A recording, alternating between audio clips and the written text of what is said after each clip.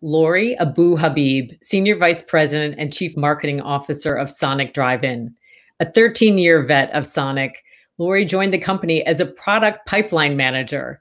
She was named Sonic Corporation's Employee of the Year among many, many other awards. Welcome, Lori. Hey, thanks so much. I'm super excited to be here. Good to see you. Great to see you, Lori. How have you been doing through this? I mean, I see over your right shoulder a very, very, very cute picture. So I think we have to give that a shout out first. But how have you been and how are you getting through all this? Yeah, I've been great. I actually have had a COVID baby. So had a baby in June. It's been quite the experience, but there's certainly pros and cons of this entire experience. I think being able to spend time with family, as so many of consumers are doing, I'll take that as a win, especially with the little one at home. I love that. So Lori, the framework of this conversation, obviously it's a blitz of 10 minutes. Where is consumer attention? What have you seen from your purview, both as a marketer on top of one of the iconic and super strong QSR companies in our country, but then maybe even as you as a well-rounded marketer, we've had the luxury of speaking in the past. I've always thought you had really good intuition. Anytime I was seeing some progressive stuff, I always liked the way it landed with you, and even your own behavior. How do you hear that, and how do you think about the future?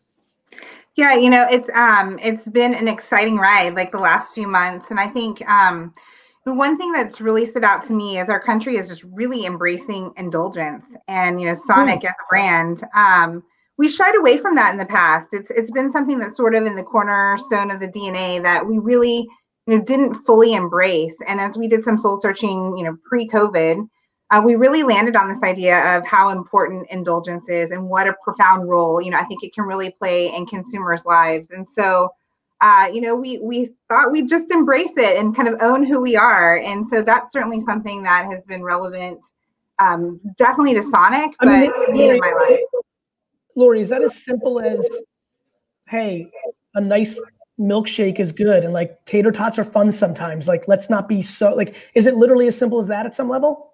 I think that's certainly an aspect of it. I think right now, I 100% believe that tons of people are just eating their feelings. And so I think it's like, yeah, getting exactly what you want, but also, also having me time, having space to get out of the house, being able to spend your time exactly how you want it. So I think that there's lots of dimensions on that because there's just so many new responsibilities that are sort of layered on people right now. So there's the escapism, but I think that there's also the simplicity of, I'm gonna eat these calories and they're not gonna count because it's gonna make me feel better and it's part of my self-care, right? What about the notion of how you're thinking about spending marketing dollars? Where is the attention of the consumer? Obviously your brand ranges in age, demos, income levels, psychographic, demographic. How are you thinking about modern day media planning? Has the evolution, I feel like we've gone through this era of, there was a whole lot of bad planning around bad TV and bad digital. And I feel something's brewing with COVID where marketers are becoming a little bit more practitioners, thus giving them better insights. Do you see that to be true? Or when you talk to other CMOs or your crew underneath you, parallel to you, around you, former teammates, what's your point of view of the state of the union of consumer marketing, and where do you see the attention of the consumer? Where are some of the opportunities, and where are some of the things that you think have been exposed because of COVID? Yeah, it's a great question. I would say the general consensus with my peers and my team has certainly been around this idea of, flexibility and how much flexibility can we get? There's never enough, I think, at this point in time to really, to your point, make sure that you can curate your solutions based on the circumstances as they present themselves. And so obviously digital provides a ton of flexibility there. And that's certainly something that was first and foremost in our playbook, is how do we really leverage that? I think we were fortunate from a Sonic perspective to really be well positioned to kind of leverage all things digital in between, media spend certainly, but then also our own channel ecosystem, which has been just a tremendous asset through the last 9 months. So I think it's about, being able to flex. We've seen trends come across, obviously social, because we talk about that a lot, right? But, other areas like full episode player that are really kind of eroding that more traditional stance that we've seen that trend happen over time, but certainly it seems to be accelerating these days as well. So I think that brought to light a lot of those pieces that were just naturally going to happen over time and really kind of put the gas on it. Let me throw a couple of things that are happening in contemporary marketing and get a sense of your hot take on it. What about influencer marketing, your personal or professional point of view on that? Yeah, I think it can be super beneficial if you use it in the right way. You know, it's all about context. And so making sure that you have the right audience connective tissue, you know where your consumer is coming from, you're really clear on where that influencer stance is, and it is a really tight connection back to the idea that you're trying to get across. I think that it can work really well. I think that there's certainly instances where you can overuse it, and then it seems like, you know, any sponsorship that's out there, you're taking advantage of. So yeah, I think moderation works. In that scenario, what is the danger in your opinion? Because there's two sides to that statement, right? It's interesting, right? If you're taking advantage of every influencer, every popping trend, one could argue that you've got a framework of contemporariness and that's what you're trying to play on. I'm curious your perspective on why that could be an issue. I think it'll help a lot of people who are watching learn. Sure. I really, you know, I think it comes back to the idea of authenticity, you know, and I think that's something just from a macro level that is a really big deal to consumers right now. They want to know what you stand for. And if you stand for everything, then you stand for nothing. And so making sure that you really get tight on the opportunities that you're going to attach yourselves to, I think really makes a statement about who you are and where you're going and what you stand for.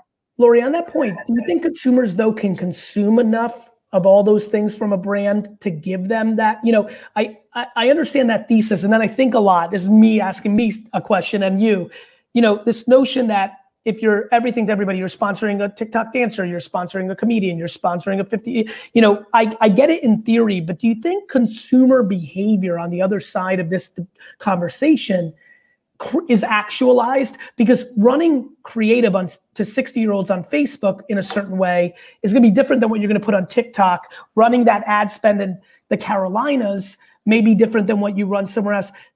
Just curious, you know, I understand it in hypothesis. In actualization, are consumers able to, in the fragmentation of the world, actually even get to a place where, I mean, ultimately, a very simple question. Do you think a consumer will step back and say, oh man, Adidas is trying to be everything to everybody, or oh man, Sonic's trying to, like, because I saw 6 different things. Do you think that manifests?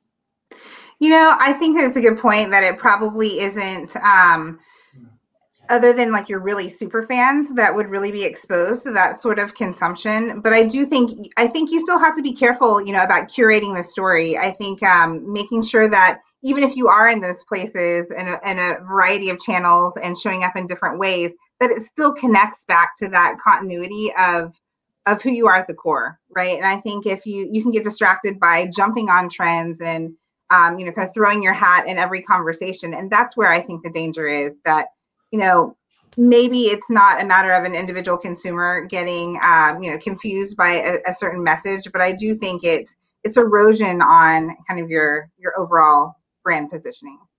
To individual humans, or you think within internally from an operational standpoint? Well, maybe both. Certainly there's an internal risk, but I think you once you let the guardrails down, like the risk to meander is certainly higher.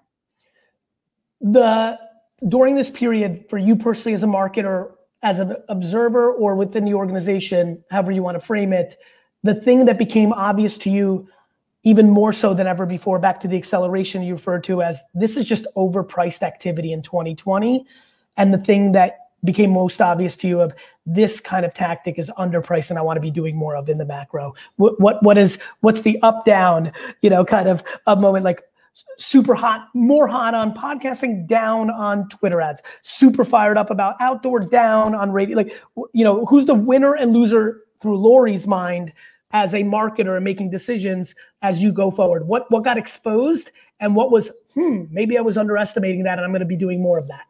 Well, I will tell you, like, out of home is a pretty good example. That was an obvious one, right? Yeah. But I think for us, really, you know, we've been in this sort of digital migration over time on obviously big spend in terms of national TV and cable.